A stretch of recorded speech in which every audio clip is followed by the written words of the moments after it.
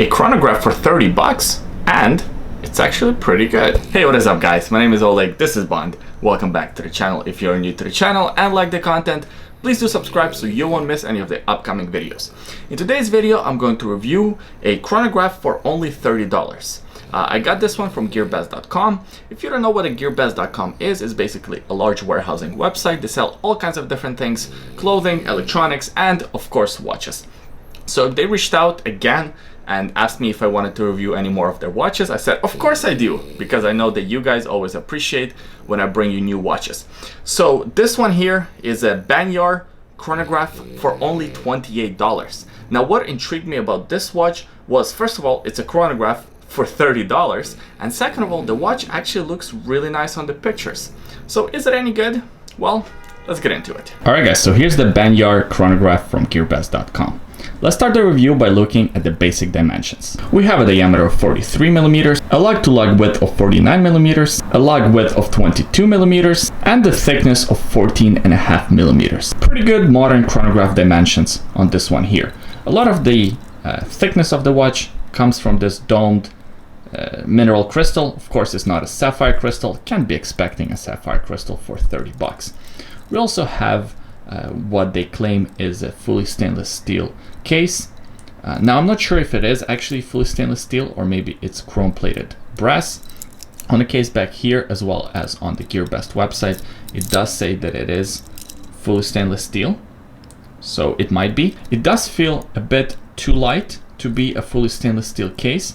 At the same time, quartz movements are very light, so I wouldn't be surprised if it actually is all stainless steel. The finishing on the case is all polished on both sides. Done fairly well, but nothing to brag about. We have a screw down case back, some printing on the back, like a Benyar logo, and 30 meters of water resistance and all stainless steel written on the back. I think the star of the show by far is this dial. It's done really well, and it looks a lot more expensive than it actually is. I mean, we have the applied Benyar logo by 12 o'clock position. Now I have this kind of weird complaint with a lot of cheap Chinese watches. It's the names that they choose for the companies. A lot of them don't sound very good and just cheapen the look of the watch. I think Benyar sounds pretty good. It looks good when it's written down, and the logo actually looks good. I know it's a weird thing to point out, but it's just something that I noticed personally. We also have Arabic numerals for hour markings. There's a tachymeter on the outer ring, and we have these 3 subdials for the chronograph, and this subdial by the 3 o'clock position is the 24-hour indicator. Now if you look closely, you can see that the subdials are on different level as the rest of the dial. They're lower, so give some depth to this dial. Not something that I was expecting from this watch. Well done. The set of hands, fairly standard, nothing special there. And we have a date window between 5 and 4 o'clock. I know a lot of you are wondering, does the chronograph function actually work? And it does. You click the stop pusher here, you press it as you would in any other chronograph, and it starts the chronograph running hand. That is the subdial by 6 o'clock position. The subdial by 9 o'clock position is the subdial for the minute running track. And we also have this seconds hand here, and that's for the main watch. So I believe this watch here uses a Seiko VD series movement, quartz chronograph movement, of course. And surprisingly, it's actually the same movement as in this watch. That's the Invicta Pro Diver that I reviewed a few weeks ago. Check out that video if you haven't so yet. I got a lot of heat for that video. A lot of Invicta supporters, a lot of Invicta lovers, but it's the same movement. It's the Seiko VD series, which doesn't look too good for Invicta because this watch is multiple times more expensive than this watch. Now, of course, this one here has better level finishes, but still, I'd like to see a better movement there. We pause the chronograph with the same top pusher, and we reset it like this, and of course the chronograph unwinds backwards. Not something that I like, but oh well. I've given a lot of praises to this watch, but it's not all perfect. One of the biggest negatives by far is this bracelet.